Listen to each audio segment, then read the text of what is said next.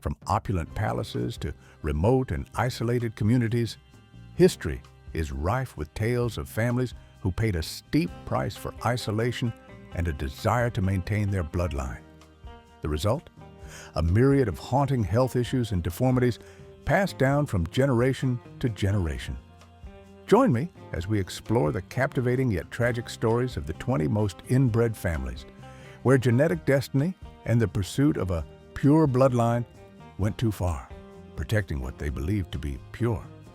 The Whitaker family in West Virginia, tucked away deep in the remote hills of odd West Virginia, lies the life of a family whose very existence feels like an Appalachian ghost story. Imagine a family living in isolation, communicating with grunts and barks, and whose legacy is ravaged by physical deformities and mental disabilities. This isn't a scene from a horror movie. This is the reality of the Whitaker family. In 2000, photographer Mark Leda ventured into their world, capturing the harsh realities of their lives on film, revealing an existence most of us can barely imagine. His photographs pulled back the curtain on severe physical deformities and cognitive impairments, the heartbreaking consequences linked to generations of inbreeding. During a 2020 visit, Mark Leda met Ray, a family member believed to be the most severely affected by inbreeding. Ray could not communicate verbally, instead expressing himself through objects and grunts. Timmy, another member, also suffered from facial and mental deformities. The Whitaker family lives behind a veil of secrecy. Locals, perhaps out of loyalty or apprehension, rarely speak of them. Countless questions hang in the air. Where do they come from? How severe is their condition? No one seems willing, or perhaps able, to offer definitive answers. Some even speculate that the family might have a distant connection to a wealthy old local family, though no concrete evidence exists. Just old rumors that never fade. This mystery only adds to the strange allure surrounding them. According to the Shah historian, part of the Whitaker family history can be traced back to 1887, when identical twins Henry and John married two unrelated women. However, John later married his first cousin Ada, making their daughter Gracie a product of inbreeding. Gracie then went on to marry her first cousin John Jr., who likely had an inbreeding coefficient of 0 from his ancestors. This union pushed their children's inbreeding coefficient to 0.18, meaning they were more inbred than Gracie. To put this in perspective, King Charles II of Spain, considered one of the most inbred individuals in history, had an inbreeding coefficient of 0.25. Seeing their plight firsthand, Laita didn't walk away. He launched a GoFundMe campaign to help them, striving to shed a little light on their dark reality. And in doing so, he drew national attention to the devastating consequences of generations of inbreeding. Yet, the Whitaker family still holds deeper mysteries. Their parents remain elusive, and the remaining members, reportedly unemployed, maintain their silence. The Fugate family in Kentucky. The story of the Fugate family, nestled deep in the quiet hills of Appalachian Kentucky, is one of the most unique and striking genetic cases in American history.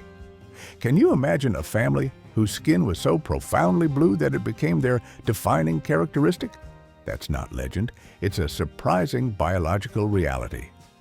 It all began in the early 19th century when Martin Fugate and Elizabeth Smith, both unknowingly carrying a rare recessive gene, settled near Troublesome Creek. This gene was responsible for a rare condition called methemoglobinemia, a blood disorder affecting the body's ability to transport oxygen. The consequence?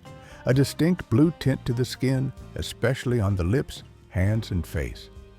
When 4 of Martin and Elizabeth's 7 children were born with blue skin, the presence of this recessive gene became undeniable. What made this condition so prevalent within the Fugate line was the isolation of the Appalachia region. In such a remote area, few new families moved in, and opportunities for marriage outside the community were virtually non-existent. Marriages among close relatives became common, not out of desire, but out of necessity. This is what allowed the rare gene to continue passing down through generations. Notably, Zachariah Fugate married his aunt, and many others also married their cousins. Perhaps the most iconic figure among them was Luna Fugate, often referred to as the bluest person. She was described as having lips as dark as a bruise, but don't let the blue skin fool you, because despite her distinct appearance, Luna lived a long and healthy life, marrying John Stacy, bearing 13 children, and living to the age of 84.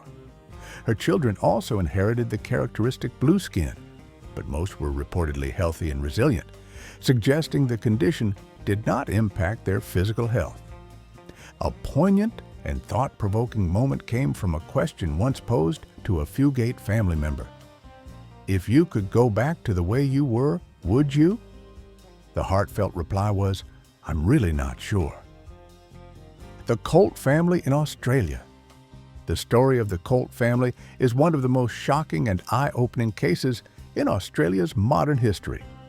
This is not just a tragedy of inbreeding, but a chilling testament to the consequences of extreme isolation and a vicious cycle of abuse. In 2012, authorities uncovered a horrifying situation hidden deep in rural New South Wales. The Colt family lived in extreme isolation, bound not only by blood, but by a terrifying cycle of inbreeding, neglect, and secrecy. What they found was not just a broken family. It was a multi-generational web of abuse where many members didn't even know who their biological parents were. Children were born from relationships between siblings, cousins, and in some cases, even closer relatives. The living conditions of the Colt family were horrific. No running water, no proper sanitation, and no access to education. But even worse were the mental and physical consequences for the children growing up in that world. Sources indicate that up to 38 members of the Colt family suffered from various physical and mental disabilities, including limb deformities, facial deformities, intellectual disability, and language difficulties. School attendance was fleeting, only occurring when welfare workers visited the family, and once in school, these children required special instruction. Some of them even tortured animals for entertainment by mutilating their genitals. Both children and adults regularly engaged in sexual activity, producing more children, some with genetic deformities. To conceal pregnancies, girls would sometimes miscarry right on the farm, and the fathers of the children were often blamed on strangers who came to the rural area for work or travel. There were even incidents where girls were tied to trees and raped by boys. This case was described by Police Chief Peter Yeomans as unprecedented and considered so shocking that the New South Wales Children's Court made the rare decision to allow details of the case to be released, though all names were changed to aliases to protect the children, including the surname Colt. This story reveals that truth can sometimes be more terrifying than our darkest imaginations. The Colt case became a national wake-up call, exposing gaps in Australia's welfare and education systems that allowed such a family to slip through undetected for decades. It also forced a difficult discussion about the importance of early intervention, community awareness, and society's role in protecting children in remote or overlooked areas. The consequences of isolation and inbreeding within the Colt family profoundly impacted the mental and physical health, as well as the very concept of family and identity of those trapped in this vicious cycle. The Darwin-Wedgwood family.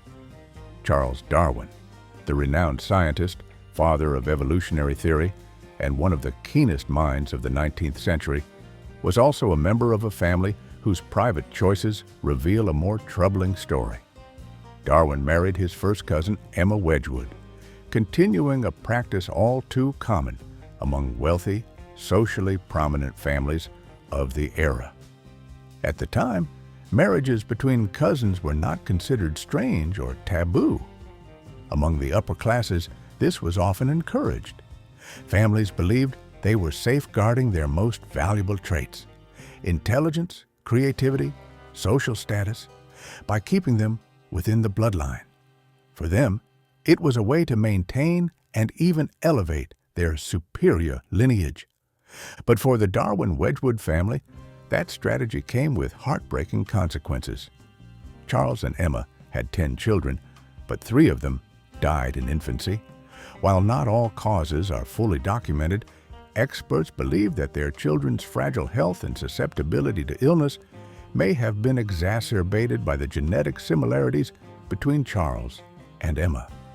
This is a harsh reality. Marrying within such a close family can increase the risk of passing on harmful genetic diseases. Darwin was not blind to the potential pitfalls of inbreeding.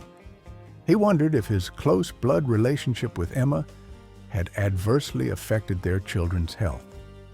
3 of their 10 children died before the age of 11, a fact that deeply worried Darwin. One child passed away after only 23 days of life, another failed to develop normally at 18 months, and a third likely died of tuberculosis, a disease more easily contracted with higher levels of inbreeding. Their experience paints a vivid picture of the unintended consequences of inbreeding, even in families that produced some of history's greatest thinkers. While Charles Darwin himself later went on to study genetics and variation in nature, the genetic risks within his own family stood as a personal, poignant example of what happens when families prioritize legacy over biodiversity. Among these inbred families, which one shocked you the most, and why? The Habsburg Dynasty. For generations, the Habsburg Dynasty was not just made up of rulers, but also the power brokers of Europe. Their family tree spanned empires. Their decisions shaped the fates of entire nations, and their name was synonymous with royalty. But behind the grandeur of palaces and the dazzle of crowns lay a troubling reality that brought their powerful lineage to its knees: inbreeding. Their approach to maintaining power was meticulously calculated, strategic marriages. They intertwined their bloodline with other monarchies to expand influence and secure territories. Initially, this strategy worked like a charm, solidifying alliances and keeping outsiders at bay. But over time, that very strategy turned inward. The desire to preserve a pure royal bloodline led to marriages between close relatives, cousins, uncles and nieces, and even aunts and nephews. The price grew heavier with each passing generation. Imagine the royal court: glittering chandeliers, gilded walls, lavishly dressed nobility. Yet among them were heirs bearing clear markers of genetic alteration.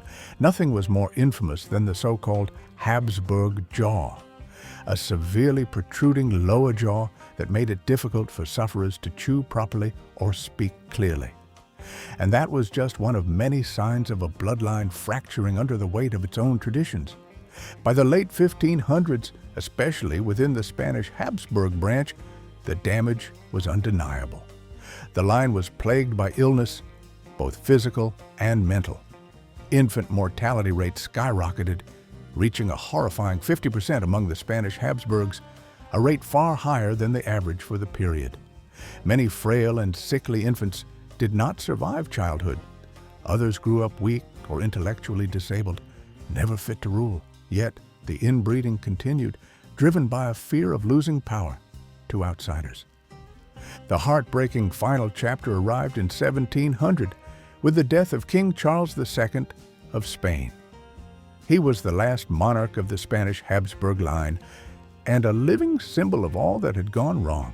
Sickly, infertile, and plagued by both physical and cognitive issues, Charles was the embodiment of the dynasty's self-inflicted decline.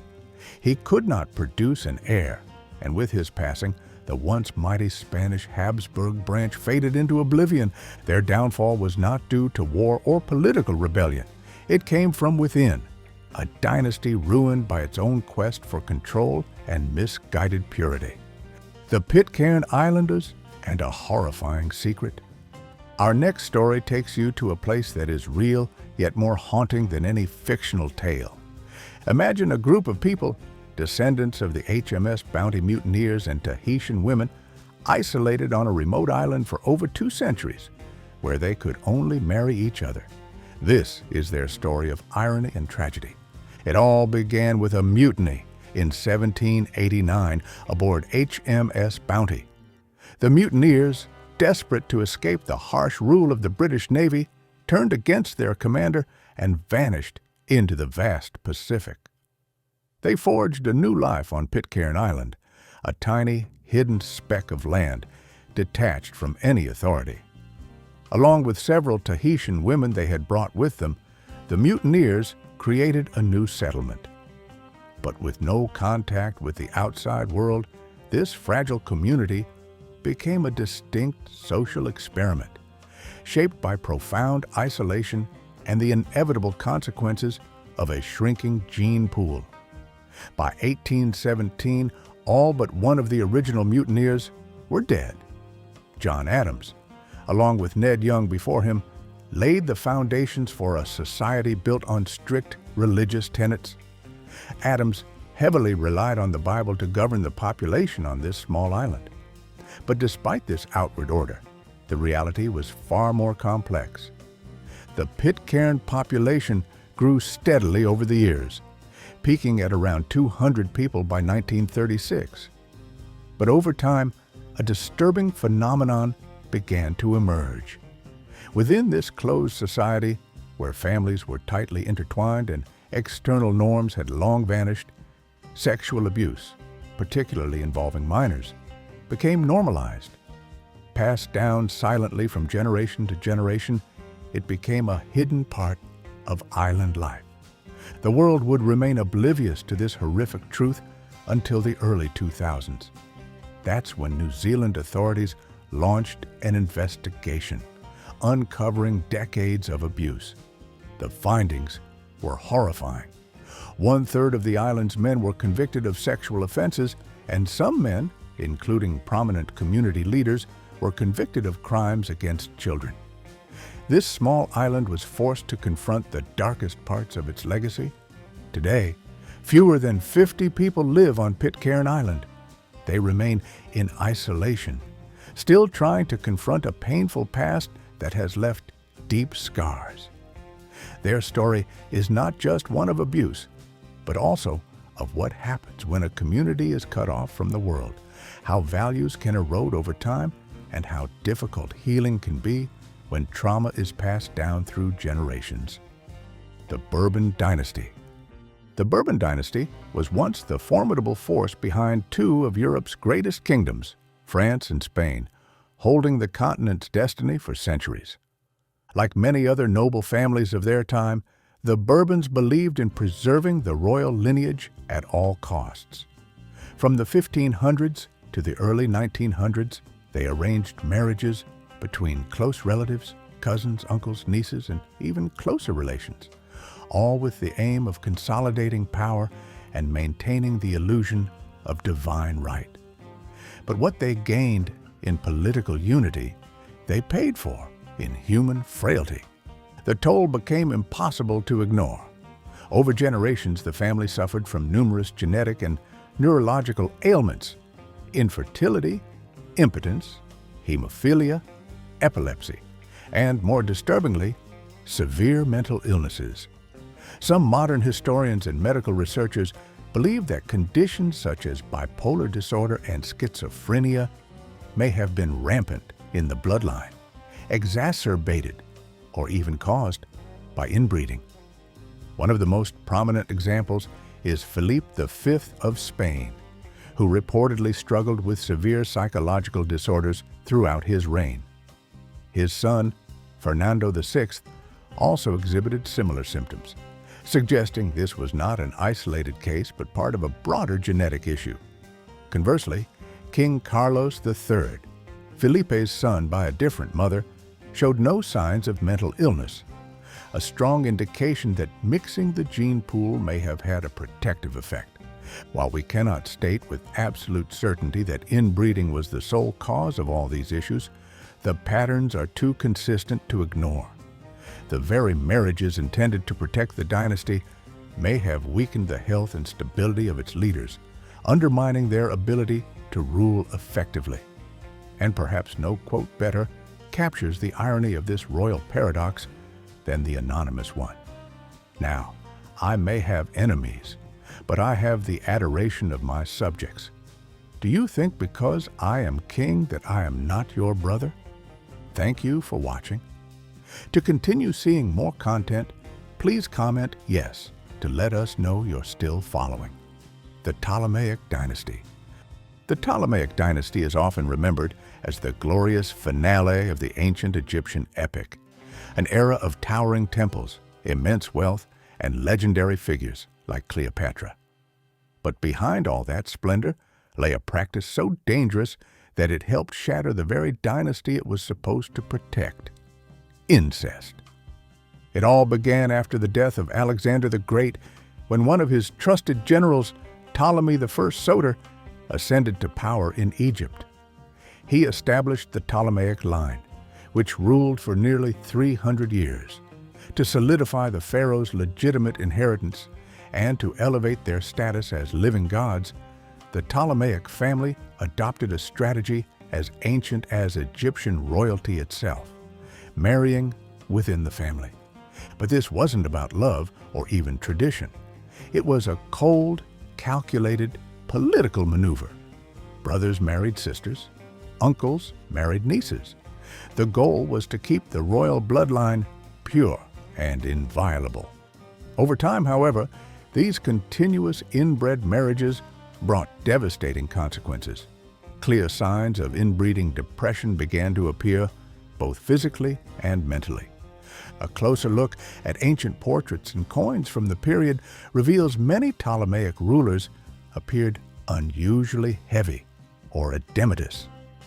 Experts now believe their obesity and edematous features might point to rare genetic conditions like Erdheim-Chester disease or hereditary multiple sclerosis, both of which can cause severe physical complications and, in some cases, intellectual impairment.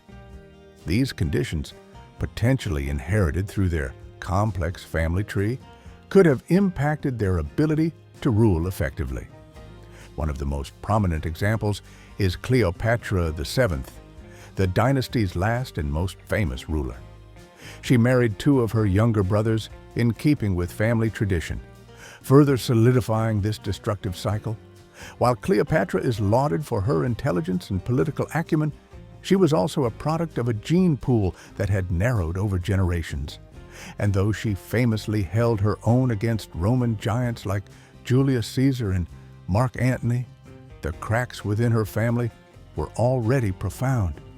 The Ptolemaic dynasty's downfall wasn't solely due to Rome knocking at its door.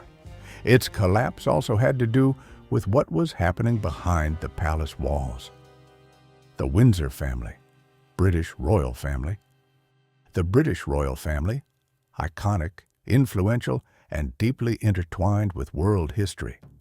But behind the solemn ceremonies and regal portraits lies a lesser-known legacy, a troubling pattern of genetic illness shaped by centuries of strategic inbred marriages. For generations, English monarchs sought to solidify alliances by marrying into other European royal families. These unions were political chess moves, securing crowns, maintaining peace, and extending influence. But over time, these close family ties also came with a hidden price: an increasing risk of inheriting genetic disorders. One of the most famous and mysterious cases is King George III, often dubbed the Mad King. He suffered multiple bouts of mental breakdown, leading some historians and physicians to suspect he had porphyria, a rare genetic disorder affecting the nervous system. Symptoms can include confusion, hallucinations, and even the bizarre detail of blue urine. In recent years, however, others have suggested he may have suffered from bipolar disorder. Whatever the exact cause, his condition may have been exacerbated by the tightly interwoven bloodlines of European royalty. But perhaps the most devastating genetic inheritance in the royal family was hemophilia, a severe condition that prevents blood from clotting properly. This disease made even a minor cut potentially fatal. Hemophilia entered the royal bloodline through Queen Victoria, who was a carrier of the gene. Her son, Prince Leopold, also inherited the disease, and through Victoria's daughters, the gene rapidly spread to other European royal families, including those of Russia, Spain, and Germany. Because of these inbred marriages, hemophilia became known as the royal disease. It devastated royal families across Europe, causing tragic deaths and lifelong suffering. What began as a calculated way to preserve power ultimately passed down a silent genetic curse, one that revealed just how fragile this royal bloodline had become. Does this make you rethink royal fairy tales? Was the price of blue blood too high? The ancient Egyptian pharaohs. When we hear names like Tutankhamun, Ramses II, and Cleopatra VII, we often picture towering pyramids, golden tombs, and rulers revered as gods. But behind the splendor of ancient Egyptian royal heritage lies a darker truth, that of systematic inbreeding that left deep scars on the pharaoh's bloodline. In ancient Egypt, the pharaoh was not just a king. He was seen as a living god, a direct descendant of the divine. To protect this sacred status, the royal family developed a very specific strategy: marrying within the family, often between full siblings or close relatives. This was not about romance. It was about safeguarding power, keeping the divine blood unadulterated, and cementing the pharaoh's unquestionable rule. But the price of this divine purity was steep. Take Tutankhamun, the young king, for example. Despite holding supreme power, his body was extremely frail. Modern science has shown that he suffered from multiple genetic disorders: clubfoot, scoliosis, impaired immune system, all likely due to generations of inbreeding. His parents were full siblings. This was confirmed through pioneering DNA research on his mummy.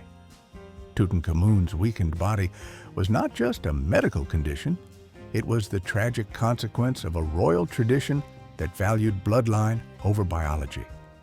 Archaeologists found over 100 walking sticks in his tomb, a testament to his struggle with illness.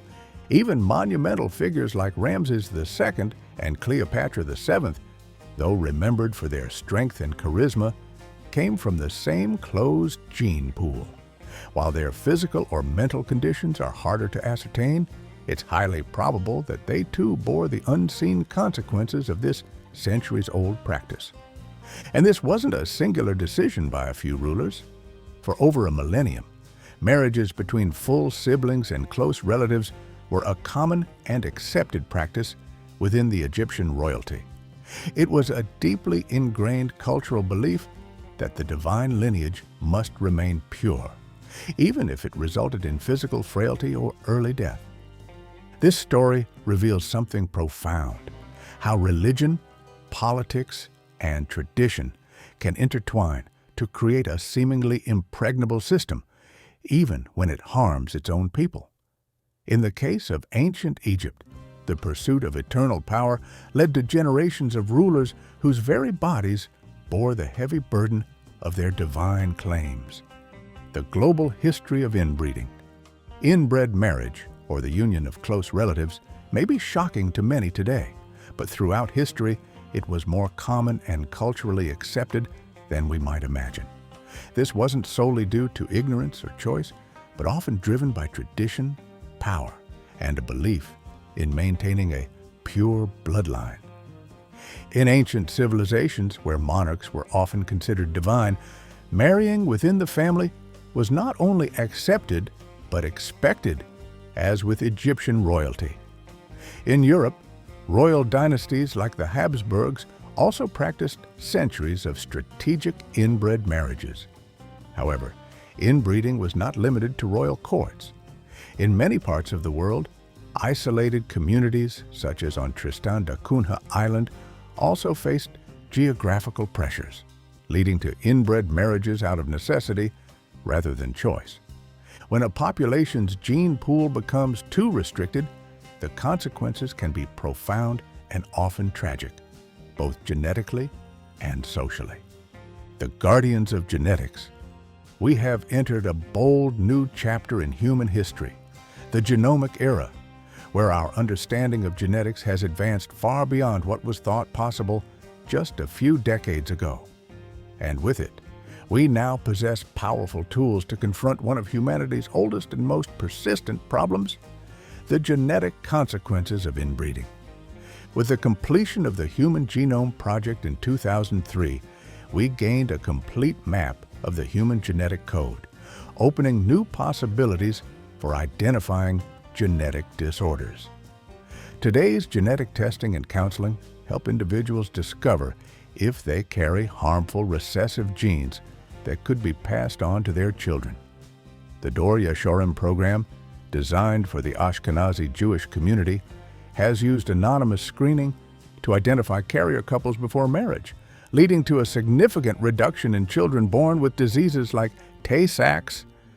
Genetic counselors play a crucial role helping families understand complex information and their options. Sheldon Reed coined the term genetic counseling in the 1940s, emphasizing its ethical foundation, helping people make informed choices about their health and family's future. Thanks to these advancements, we have the ability to identify, predict, and prevent genetic diseases before they develop, breaking the cycle of genetic suffering and replacing it with a legacy of choice, understanding, and hope. Which of these stories surprised you the most, and why? Share your thoughts in the comments below. And don't forget to hit the like button, subscribe to the channel so you don't miss out on other fascinating historical stories from us. Thank you for watching.